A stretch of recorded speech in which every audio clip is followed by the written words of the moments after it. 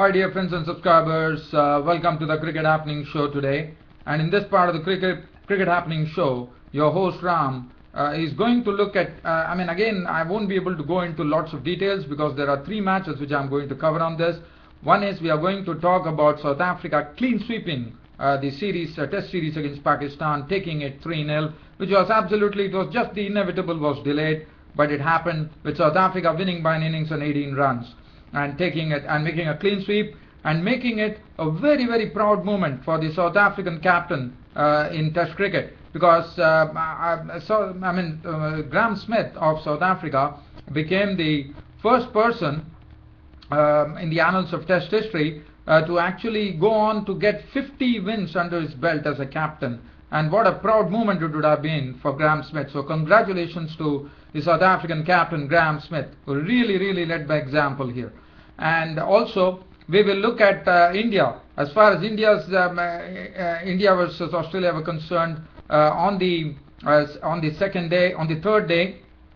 In fact, we were all waiting in Chennai, probably that century which was eluding Tendulkar might be there for all the holiday crowd in Chennai to witness, but it was not. But what they witnessed was something absolutely, I would say, stunning, and that was the Indian captain Mahendra Singh Dhoni getting on and making in a day, in fact coming on and probably playing for I think 5 hours at the crease, making a double century and being unbeaten on 206, an heroic innings from him. He was 206 not out at close of play, and right now he was involved into a 9th wicket partnership with the rookie person who was actually making his Test debut, Bhuvneshwar Kumar, and he was 206 not out. We will talk about that. I will talk about in greater detail about Mahendra Singh Dhoni's knock, and Mahendra Singh Dhoni getting his maiden double century in Test cricket. And then right now the series has been wrapped up by the West Indies by actually defeating Zimbabwe in the second one-day international here at St. George in Grenada. They won the match by 7 wickets, but Zimbabwe put up a good show today, making 273. But yes, that was not enough, as West Indies made 274 for 3 in 49 overs. Well, so what I'm going to do is I'm going to start off with the game between South Africa and Pakistan. Well, we all know that the win, South Africa were going to win. It was just a matter of when. And yesterday, if you would have looked at my Cricket Happening Show, I very rightly said that the innings defeat is on the cards, and that's what precisely happened. In fact, South Africa, as I said, went on to make a clean sweep of the Test series by getting an innings and 18 runs, and the way they have been crushing opposition, you just have to really doff the hat to Graeme Smith and his men. Even though they were crippled, there was no Morne Morkel, there was no Jack Scalise, but South Africa were absolutely up to the task, and they showed what reserve talent they had with the Test debutant Kyle Abbott yesterday, flooring Pakistan with 7 wickets for 29 runs on his Test debut. Very rightly named man of the match, and it was his bowling that really started it all for South Africa. And for Pakistan, well, today they resumed at the overnight score of 14 for 1, and it was Dale Steyn who actually provided them the initial, not the breakthrough, I would say. Initially, he was the one who took the opening wicket, with Younis Khan getting a ball, trying to nibble at a delivery which was going away from Younis Khan, and Younis Khan nibbled at it. Graeme Smith as a slips did the rest. He was gone for 11. After that, Azhar Ali it was Azhar Ali and Imran Farhat. Imran Farhat, well, he played some very good pull shots in his score of 43. He was the one who was looking good. But Azhar Ali, well, he decided that he's going to occupy the crease as much as possible, and he was doing it pretty well. And then there was a very unfortunate run out, because it was they tried to go for the second run, and they were trying to take a chance with Dale Steyn, who had a bullet throw into the wicketkeeper, and he was gone. So Azhar Ali, he did his best. He was run out for 27 after grinding for 110 balls with 3 fours, and Imran Farhat, he was looking good on 43, but Kyle Abbott came in and picked up Imran Farhat's wicket, and he was caught by De Villiers, tried to cut a delivery, and De Villiers took the catch. After that, there was not much of a resistance at all. Misbah-ul-Haq was dismissed cheaply for 5. He also nibbled at an outgoing delivery from Rory Cleanfield. And Cleanfield also took the wicket of Asad Shafiq, as Asad Shafiq spooned the ball to Philander of the bowling of Cleanfield for 6. And after that, there was Sarfraz Ahmed and Saeed Ajmal. Well, what they did is from 114 for 6. Probably one thought that South Africa is going to wrap this up very quickly. But well, I would say that Saeed Ajmal and Sarfraz Ahmed, the wicket-keeper batsman, didn't allow that to happen. They kept on plugging on. They were playing some strokes too, and they just lived on there. And they really were frustrating the South African bowlers by pushing on the score to 183. But after that, it was quick work. Sarfraz Ahmed was dismissed by Steen for 40 with 6 4. Saeed Ajmal fell to Steen for 31 with 4 4s and 1 6. Hassan Adil was out for 12. Rahat Ali just delayed the inevitable, making 22 runs of 27 balls with 5 4s. Mohammad Irfan was not out on 6, 235 all out Pakistan. And as I said, the writing was definitely on the wall.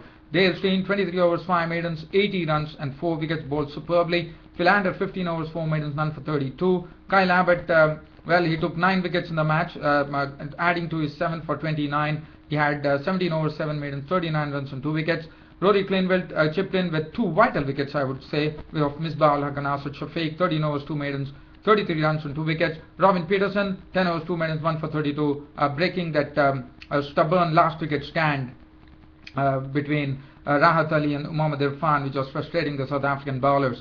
So South Africa winning the 3-match series 3-0. And as far as the man of the match was concerned, as I said, the Test debutant Kyle Abbott got the player of the match, and the player of the series went to A.B. de Villiers for his fantastic wicket keeping and also for his superlative batting that he did in the series.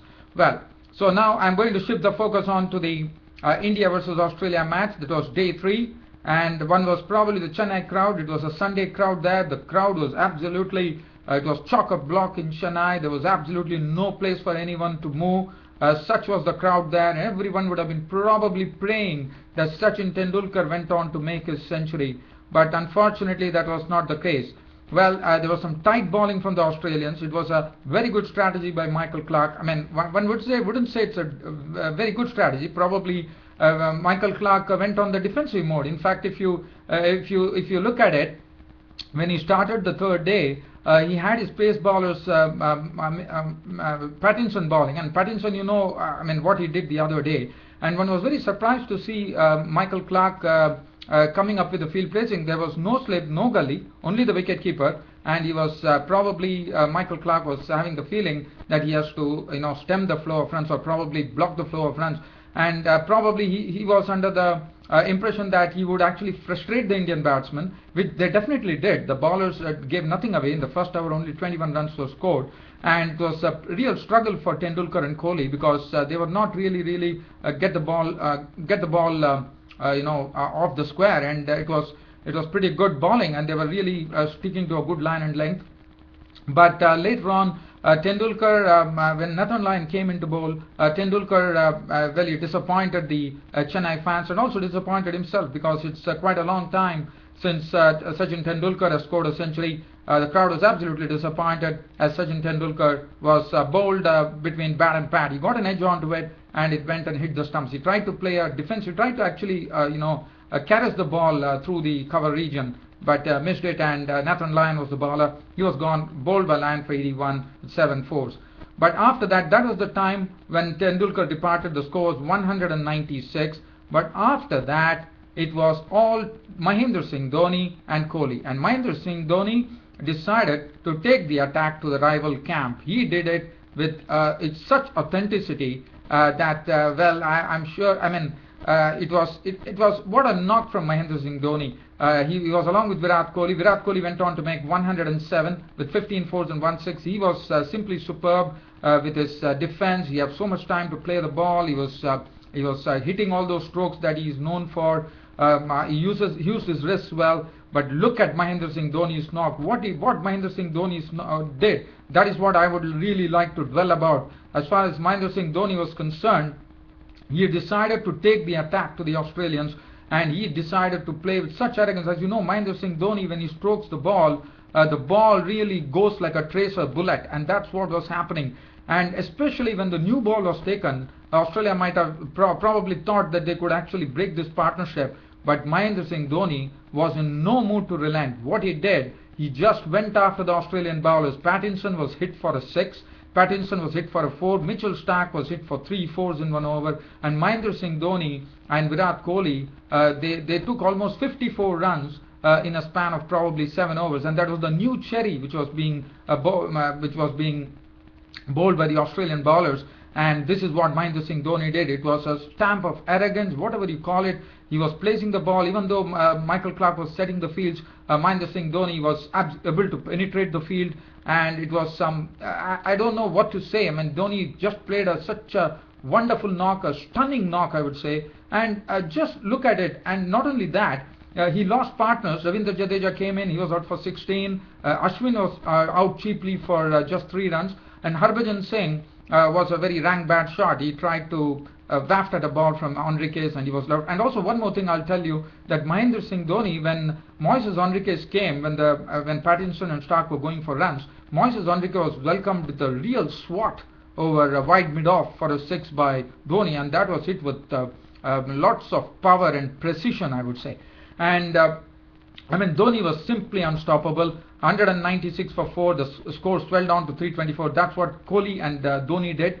And after that, after the 8th wicket went at 406, probably Australia might have thought they had one more chance, because they could actually bowl out the tailenders and probably see Australia batting again. But that was not to be. Mahendra Singh Dhoni once again showed. One has to give credit to Bhuvaneshwar Kumar on his debut by leaving away all those the deliveries which were they were trying to bounce him, and he was leaving all the short ones.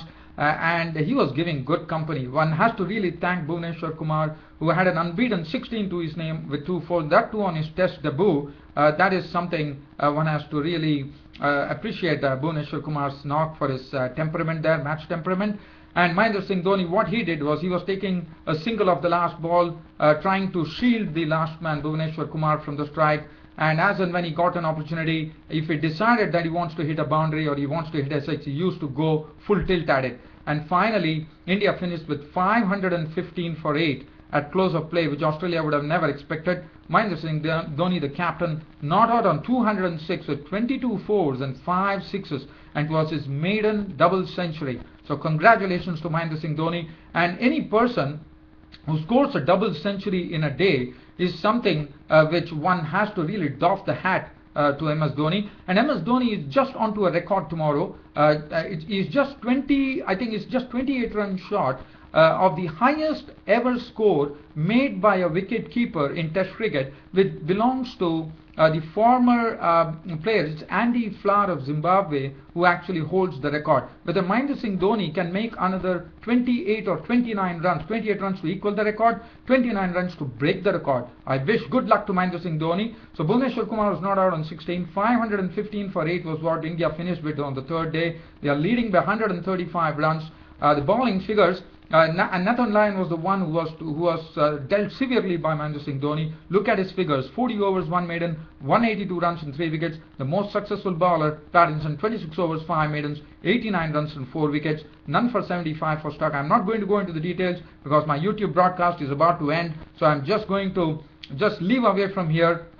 After that stupendous knock from Dhoni, one only feels that Dhoni should actually get to his, get the highest score made ever by a wicket-keeper in Test cricket, which belongs to Andy Flower, Zimbabwe. Well, let's talk about this game now. I have just 1 minute on my YouTube broadcast right now. I was just going to go very brief here. West Indies have wrapped up the series. This was the second one-day international. They won by 7 wickets. Zimbabwe put up a good show today by putting on 273 for 8, with contributions coming from Craig Irvine, 80 with 85 balls, 6 fours and 3 sixes, 60 coming from Hamilton Masakadza of 84 balls with 2 fours and 2 sixes. VC Subanda making a breezy 51 with 6 fours and 1 six.